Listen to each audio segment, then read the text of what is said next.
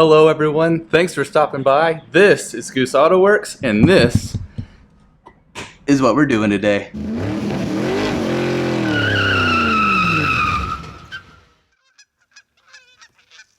So first things first, I know this is not the first video, nor will it probably be the last, exploring the topic of taking S550 brakes and putting them onto an S197.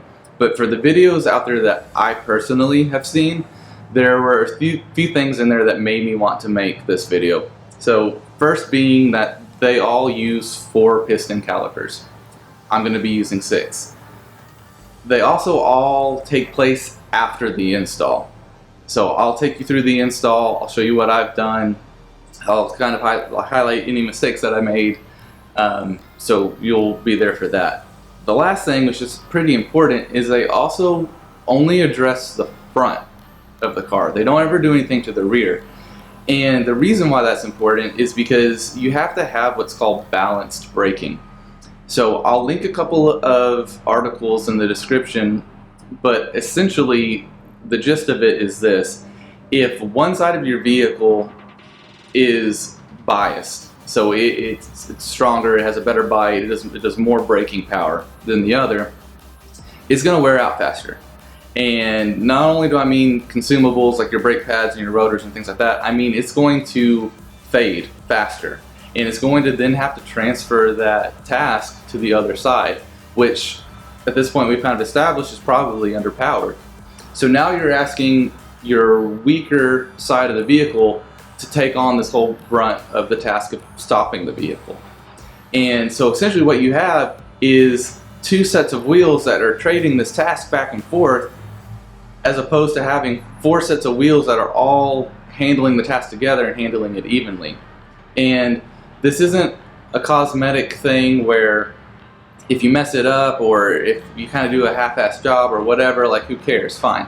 This is safety. This is stopping you and your vehicle from what is potentially a very high rate of speed and doing that reliably. So for this video, the basics of what you need to know is for the front, you need a 6-piston caliper from a 2015 or newer Mustang with the performance pack. You need the corresponding brake pads that go with that caliper.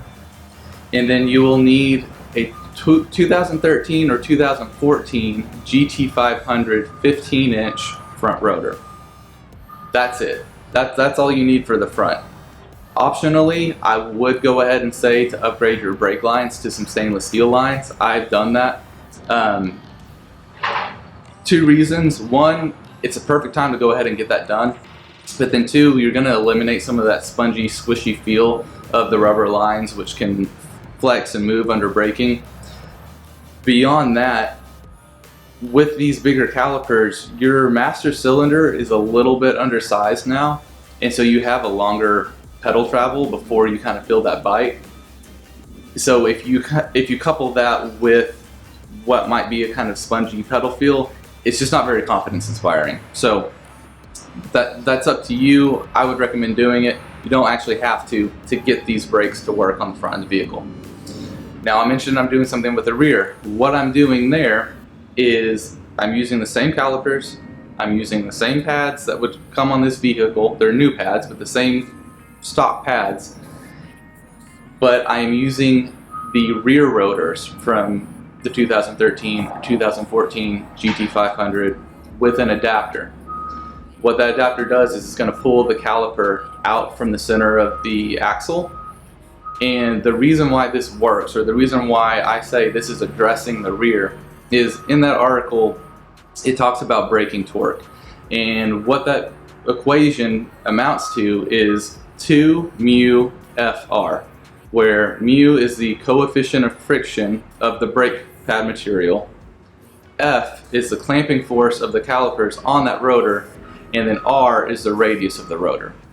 So if you increase any of those variables, you increase your braking torque. You increase your ability to stop that rotor from spinning. So you can even just try this with your tire or your wheel when the vehicle's up. Spin it, try to stop it from closer in versus try to stop it from the outside. if you move outside, you have a better leverage on it. You have more mechanical advantage. You have more torque on that center component. So everything that I'm using will be linked in the description. But that's going to basically be it for what I'm going to be using.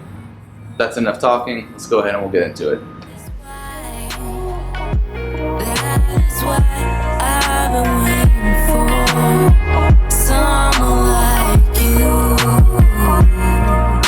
Still waiting for your witty replies, waiting for your touch and kiss. I can't get you off my mind. I am trying to live another day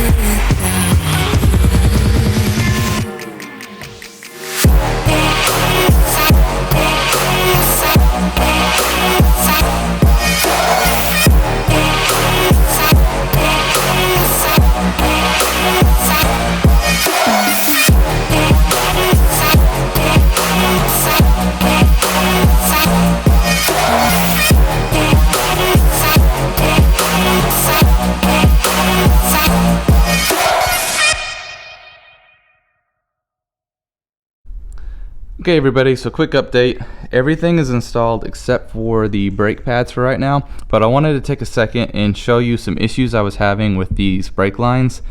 So I've got the banjo bolt mounted up right down here, that's fine.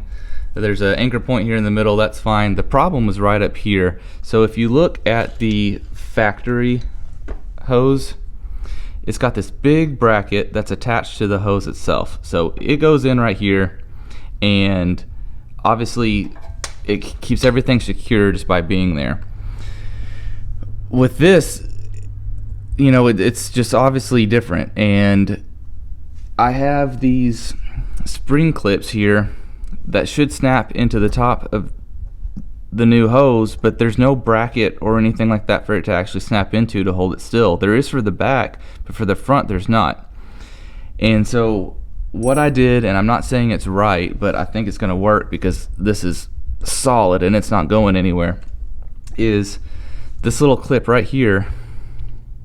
It's sized to where the only thing that could possibly fit in it is the brake line itself, and the two holes that are in here are sized to where they would match up with this mounting hole here.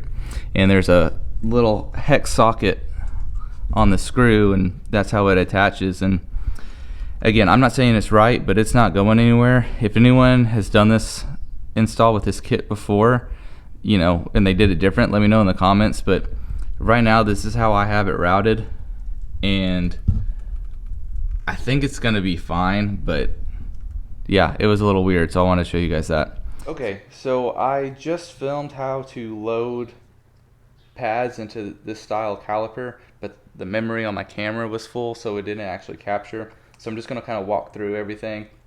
I'm doing it off the vehicle because I feel like it'll be a little bit easier to illustrate what's going on. But this bridge bolt in the middle will come out, and then you can just drop your pads in from each side, put the bridge bolt back in. This little spring clip is going to go over the bridge bolt and under these little securing pins. The securing pins are going to come in from one side, clip in under the pad, go over the spring clip, holding tension down on either side, and then come out. I went ahead and there was some lubricant that came with the pads, this right here. I put them here on the sides where the sides of the pad would meet. Anywhere where you're going to have surfaces that are going to have to move past each other, it's a good idea to lubricate those. And I put some metallic anti-seize on the backing plate of each pad that will match up with the pistons. That's just going to save me some trouble later down the line. Any kind of mating surfaces, it's always a good idea to put some anti-seize on there just so it frees up a little bit easier when you have to swap stuff out. On these pins, I wanted to show that this little metallic bushing here needs to be completely hidden. That's how you know that this is completely secure and set. So you'll push this through and then you'll have to tap it down with a hammer. For removing this, whenever you're going to swap pads out, you'll just get a punch or something like that, maybe a small screwdriver. You'll put it from the front and you'll use a hammer to start that and pull it back out. But basically this is what it looks like when it's finished, and it's ready to go on the vehicle now. If there is no light anymore, no light anymore,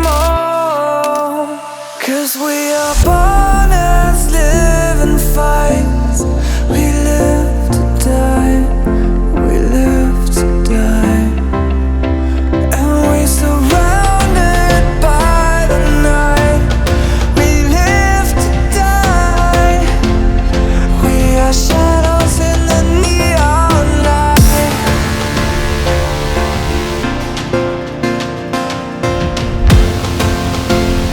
We are shadows in the neon light. We are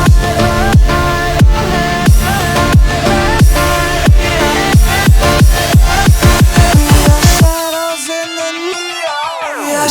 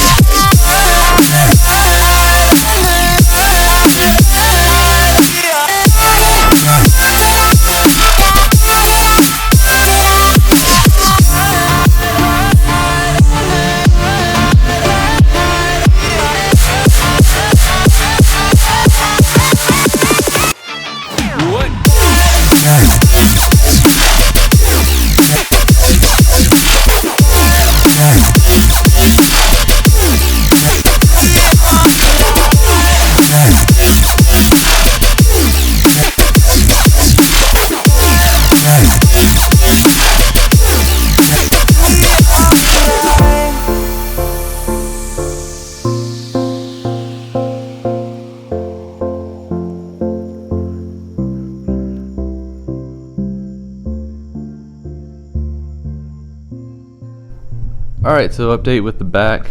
It went a lot smoother than the front in terms of routing this hose, because it's pretty simple. So this bracket's a lot like what already came on the vehicle, and so the spring clip just goes right in here. This is nice and secure now. And then I just rerouted my handbrake line the way that it was. Here we are on the underside with the banjo bolt, and here's everything all nice and set up. So in the midst of this bomb going off in my garage, my brakes got done. Here's the front. Here's how the rear turned out. So next thing to do is put some wheels on this, get it on the road.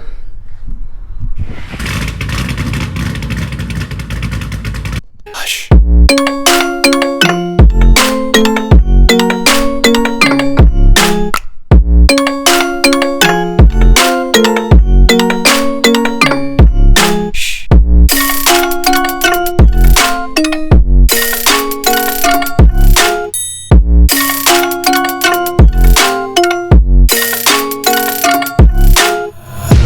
Take my eyes open to force reality.